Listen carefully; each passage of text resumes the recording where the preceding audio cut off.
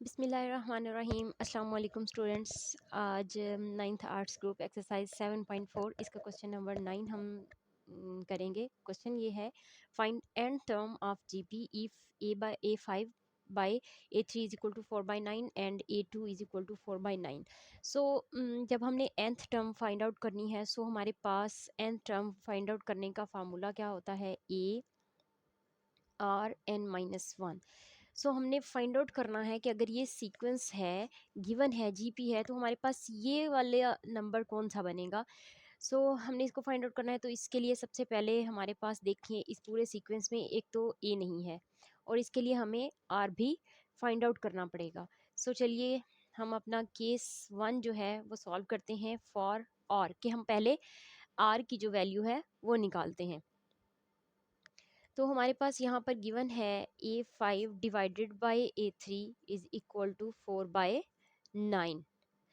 सो अगर हम इसमें यही वाला फार्मूला लगाएं तो ये क्या बनेगा, अगर हम यहाँ पे n की जगह 5 पुट करें, सॉरी ठीक है, a5 तो हमारे पास ये पहले ही है, यहाँ पर हम a n का फार्मूला पुट करें तो यहाँ पर a आ जाएगा और यहाँ पर r, यहाँ पर n की जगह क्या आएगा, 5-1 आएगा और यहाँ पर भी a, यहाँ पर अगर हम R3 को पुट करें ये वाला यानी कि R3 लेते हैं तो यहाँ पे ये R3 ए की जगह 3 आ जाएगा।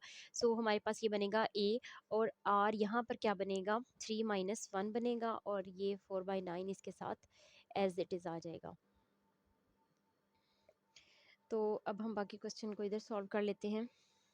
सो ये हमारे पास बनेगा AR4 AR2 is equal to 4/9। सो यहाँ से हमारा ए के साथ कैंसिल हो जाएगा और R4 को हम R2 लिख सकते हैं।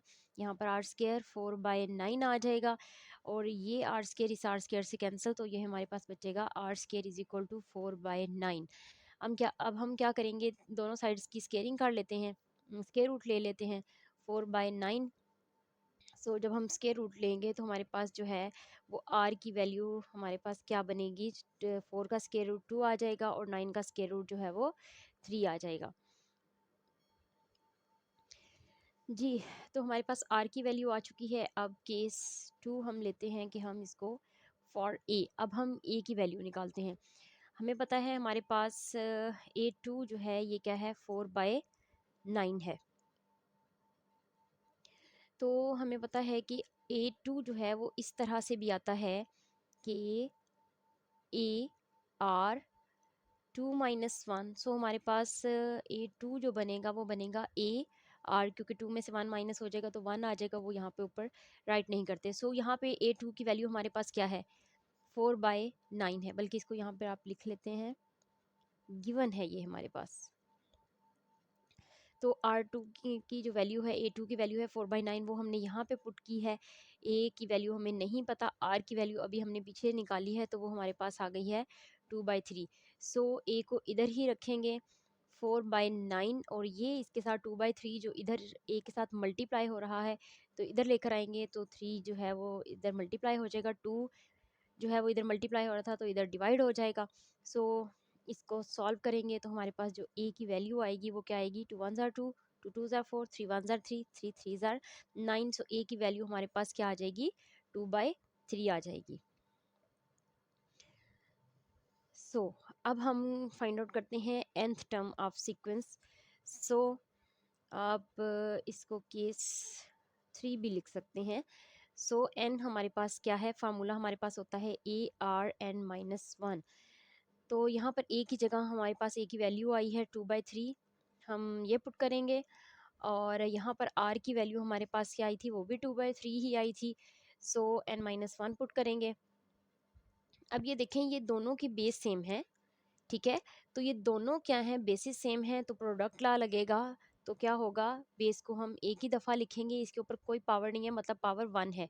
सो n-1 ये वाली पावर इसके अंदर ऐड हो जाएगी। प्रोडक्ट ला है, प्रोडक्ट ला में क्या होता है, पावर्स अगर बेसिस सेम हो और वो मल्टीप्लाई हो रही हो तो उनकी पावर्स जो हैं वो ऐड हो जाती हैं। सो ये +-1 और +1 एडिटिव इनवर्स हो गए हैं और हम ये भी कह सकते हैं कि ऑपोजिट साइंस हो गए हैं, नंबर सेम है तो ये आपस में कैंसिल हो जाएंगे। सो हमारे पास an जो बनेगा वो बनेगा 2 3 और पावर n। सो ये हमारा इस क्वेश्चन का सोल्यूशन था। अगला है हमारा क्वेश्चन नंबर 10 है, find consecutive numbers in GP whose sum is 26 and their product is 216।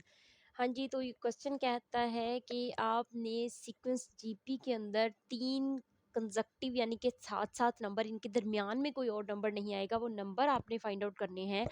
और वो नंबर किस तरह के हैं कि अगर हम उनको प्लस करते हैं ना तीनों नंबर्स को, तो हमारे पास 26 आता है, और अगर हम उनको मल्टीप्लाई करें तो हमारे पास 216 आता है। तो चलिए हम इसका सोल्यूशन देखते हैं। हम सपोज कर लेते हैं कि हमारे पास 3 कंसेक्यूटिव नंबर्स हैं, और वो कैसे हैं, ए आर और A2 हैं। सो अकॉर्डिंग टू क्वेश्चन, अब क्वेश्चन के मुताबिक हमारे पास ये होगा, हमारे पास कंडीशन क्या है कि अगर हम इन नंबर्स को प्लस करते हैं तो हमारे पास 26 आता है, और दूसरी कंडीशन हमारे पास ये है कि अगर हम इन नंबर्स को मल्टीप्लाई करते हैं तो हमारे पास 216 आता है। तो इसे हम इक्वेशन 1 कह लेते हैं और इसे हम इक्वेशन 2 कह लेते हैं। तो अब हम स्टार्ट करते हैं फ्रॉम इक्वेशन 2। हम इक्वेशन 2 को लेते हैं और देखते हैं कि हमारी आगे कंडीशन क्या बनती है। हम जी इक्वेशन 2 को लेते हैं तो ये हमारे पास है ए मल्टीप्लाइड बाई ए आर, और AR2 इज इक्वल टू 216। सो हम तीनों नंबर्स को आपस में मल्टीप्लाई करेंगे तो हमारे पास क्या बन जाएगा, A3R3 इज इक्वल टू 216। सो अब हम क्या करेंगे, हम जो है यहाँ से थर्ड जो है वो क्यूब रूट लेंगे, इसका दोनों तरफ हम क्यूब रूट लेंगे। तो ये क्यूब रूट जो है वो हमारा बनेगा R3 यानी कि 1/3 और 216 1/3। सो क्यूब रूट आप लेते रहे हैं, आपको पता है कि ये 3 से कैंसिल हो जाएगा। सो हमारे पास यहाँ पर AR बनेगा, यानी कि ये 3 1/3 से दोनों के ऊपर अलग अलग अप्लाई होगा, तो अलग अलग से इनके साथ कैंसिल हो जाएगा। और यहाँ पर जो है वो 216, अब हमने इसका क्यूब रूट लेना है। अगर आपने कैलकुलेटर पे क्यूब रूट लेना है तो मैं आपको इसका मेथड बता देती हूँ, ताकि आपको लंबा चौड़ी कैलकुलेशन ना करनी पड़े, क्योंकि ऑलरेडी ही ये क्वेश्चन काफ़ी लेंथी है। सो हमने क्या करना है, कैलकुलेटर पे हमने थर्ड रूट लेना है, तो हम यहाँ पर 3 प्रेस करेंगे, इसके बाद हम शिफ्ट का बटन प्रेस करेंगे, और इसके बाद हम यहाँ से ये जो आपको नज़र आ रहा है साइन, ये साइन, ठीक है, अंडर रूट ऊपर x लिखा हुआ है, तो यहाँ पे हम ये प्रेस करेंगे और हमने 216 का लेना है। सो हम ये 216 जो है वो इसके अंदर लिखेंगे और इसको इक्वालिटी का बटन दबा देंगे, तो ये हमारे पास 6 आ रहा है। सो हमारे पास 6 की पावर 3 1/3 आ रहा है। तो चलें, इधर भी मैं 3 लगाया था, तो इधर एग्जैक्ट सॉल्व कर लेते हैं। 3 मल्टीप्लाइड बाय 1/3, सो यहाँ पे R था, 3 मल्टीप्लाइड बाय 1/3, इधर 6 3 मल्टीप्लाइड बाय 1/3 आ जाएगा। सो मेरे पास AR जो है वो 6 आ जाएगा। अब देखते हैं यहाँ से हम किसकी वैल्यू निकाल सकते हैं। यहाँ से हम R की वैल्यू भी फाइंड आउट कर सकते हैं और 6 की वैल्यू भी फाइंड आउट कर सकते हैं। सो हम पहले यहाँ पर जो है वो A की वैल्यू जो है वो हम निकाल लेते हैं। तो A जो है वो 6/R हो जाएगा, क्योंकि हमने क्या किया है, इधर A को इधर ही रखा है और R को इधर लेकर आए हैं, तो ये आपस में क्या हो गया है, इसके साथ इधर आकर डिवाइड हो जी। इसको हम कह लेते हैं कि ये इक्वेशन 3 है। नाउ फ्रॉम इक्वेशन 1, अब हम इस इक्वेशन 1 को यूज़ करते हैं। यहाँ पे देखिए जो हमने बनाई थी, ये कि ये हमारी according to condition of question था। सो ये हमारे पास था AR प्लस AR²। तो यहाँ से देख लेते हैं, हम A को कॉमन ले लेते हैं, A, तो यहाँ पे 1 प्लस R और प्लस R² होगा, और ये था 26 के इक्वल। तो यहाँ पर हमारे पास 6 की ए की जो वैल्यू आई है वो 6/R आई है। सो हम यहाँ पे पुट करते हैं 1 plus R² is equal to 26। अब ऐसा करते हैं, इस आर को इधर मल्टीप्लाई कर लेते हैं और इस 6 को सारे को अंदर मल्टीप्लाई कर लेते हैं।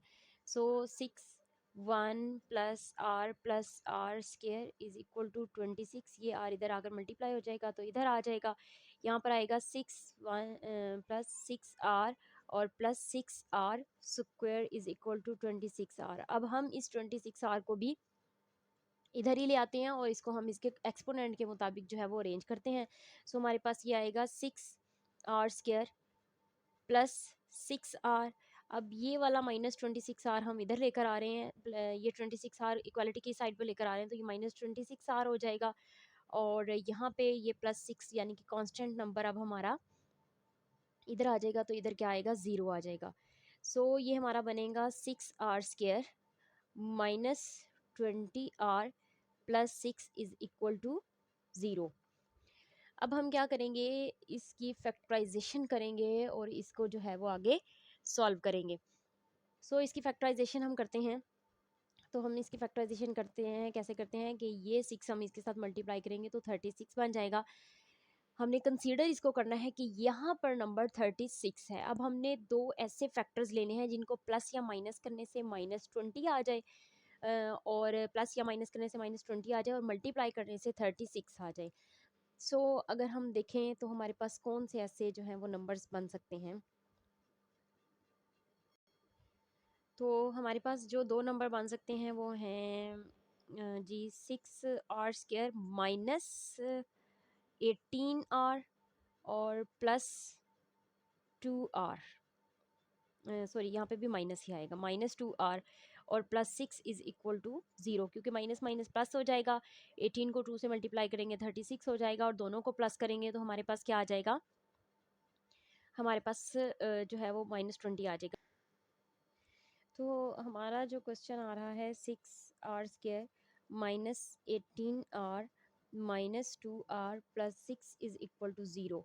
अब देखते हैं, हम इसमें से 6 कॉमन ले लेते हैं, बल्कि 6 आर कॉमन आएगा हमारा। 6 आर तो यहाँ पर 6 तो बाहर चला गया है, आर -3 आ जाएगा, क्योंकि 18 जो है वो 6 3 ज़ार 18 होगा। अब यहाँ से हम क्या करेंगे, -2 कॉमन लेंगे, क्योंकि 6 जो है वो 6 जो है वो 2 का मल्टीपल है। सो हम इसको जब कॉमन लेंगे तो ये हमारे पास क्या आ जाएगा, बाहर माइनस कॉमन लिया है तो अंदर प्लस की जगह पर साइन चेंज हो जाएगा, तो ये भी माइनस आ जाएगा 0। अब ये फैक्टर हमारे पास सेम बन गया है, r-3 इसको कॉमन लेंगे और यहाँ पर हमारे पास क्या आ जाएगा, 6r-2 आ जाएगा और is equal to 0। Now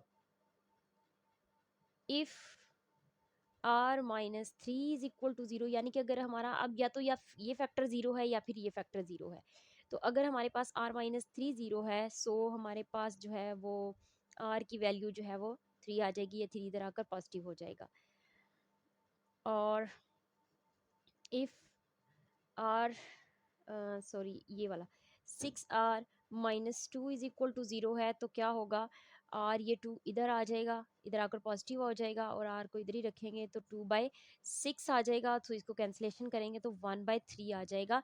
so हमारे पास r की दो वैल्यूज़ आ गई हैं, r इज इक्वल टू 3 और r इज इक्वल टू 1/3। अब ये वैल्यूज़ हमने आगे पुट करनी है और जो है वो क्वेश्चन निकालना है। तो हमारे पास यहाँ पे r एक वैल्यू 3 आई है और दूसरी r की वैल्यू 1/3 आई है।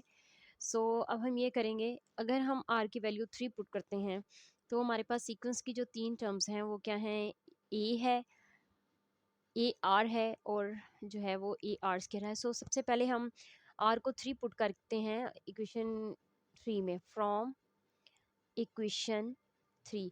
सो इक्वेशन 3 हमने निकाली थी कि a की वैल्यू हमारे पास क्या आ रही थी, 6/r। अगर हम यहाँ पर 6 और r की जगह हम क्या पुट कर देते हैं, r की जगह हम 3 पुट कर देते हैं, तो हमारे पास a की वैल्यू क्या आ जाएगी, 2 आ जाएगी। और ये जो हमने 3 नंबर्स एज्यूम किए थे, सपोज किए थे ए आर और ए आर स्क्वायर, कि ये हमारे 3 कंसेक्टिव नंबर से। सो उनमें से पहला नंबर जो है वो हमारे पास a आ गया है, सेकंड नंबर अब हम निकालते हैं वो हमारे पास था A R. So A R जो है अब यहाँ पर a की वैल्यू हमारे पास आ गई है 2। सो यहाँ पर इसको r की वैल्यू हमने 3 रखी हुई है, तो 3 से मल्टीप्लाई करेंगे तो हमारे पास 2 3 ज़ार 6 आ जाएगा। इसके बाद हमारे पास अगला नंबर था 2r², सो इसका मतलब है 2a हमारे पास a की जगह आ गया है और 3 जो है हमारा r की जगह आ गया है। इसका स्क्वायर लेंगे तो ये हमारे पास बन जाएगा 2 multiplied by 9 and 2 9s are 18। So हमारे पास जो 3 कंजक्टिव नंबर्स बनते हैं, यहाँ पे भी लिख लेते हैं 3,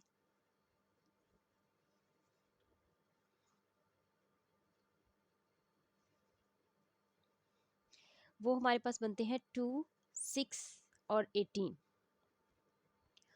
और केस 2 अगर हम इसका रखें, क्वेश्चन 10 है केस 2 हमारे पास होगा कि इफ़ आर की दूसरी वैल्यू थी हमारे पास 1/3। सो यहाँ पे अगर हम रखें तो हम यहाँ से भी वही इक्वेशन यूज़ करेंगे फ्रॉम इक्वेशन 3, क्योंकि हमें फर्स्ट एक ही वैल्यू निकालनी है।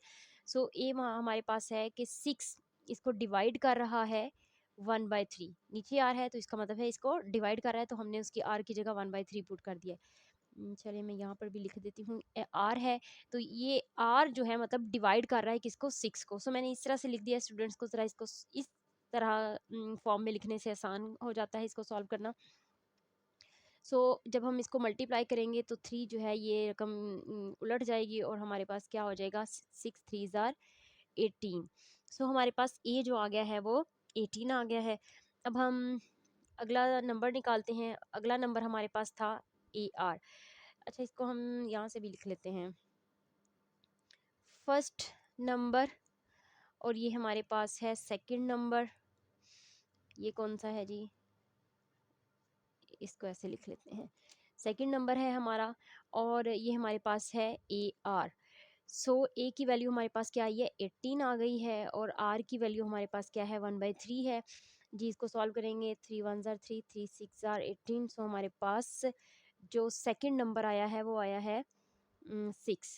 अब हम निकालते हैं थर्ड नंबर। वो हमारा क्या था जी, ए आर स्क्वायर था। सो हमारे पास यहाँ पर 18 ए की जगह आ जाएगा, और आर का स्क्वायर आ रहा है तो 1/3 इसका होल स्क्वायर आएगा। तो इसको थोड़ा आगे सॉल्व कर लेते हैं। 18 multiplied by 1/9, so 9 1s are 9, 9 2s are 18। So हमारे पास ये नंबर आ गया है 2। तो इस तरह से भी इस क्वेश्चन में अगर आप देखें हमारे 3 कंसेक्टिव नंबर्स जो हैं वो भी यही आते हैं, 3 कंसेक्टिव, वो भी हमारे क्या आते हैं, वो हमारे पहला नंबर आया है 18, सेकंड 16 और 2। और देखें पहले भी जो हमारे नंबर आए हैं वो भी यही हैं, 2 6 और 18। सिर्फ क्या है, सीक्वेंस का असेंडिंग और डिसेंडिंग ऑर्डर हो गया। ठीक है, तो ये हमारे क्वेश्चन का सोल्यूशन था। सो उम्मीद है आपको वीडियो पसंद आई होगी। अगर आपको वीडियो पसंद आई है तो प्लीज़ वीडियो को लाइक करें, शेयर करें, चैनल को सब्सक्राइब करें, ताकि हमारे आने वाले हर नई वीडियो का नोटिफिकेशन जो आपको है मिल सके। थैंक यू, अल्लाह हाफिज़।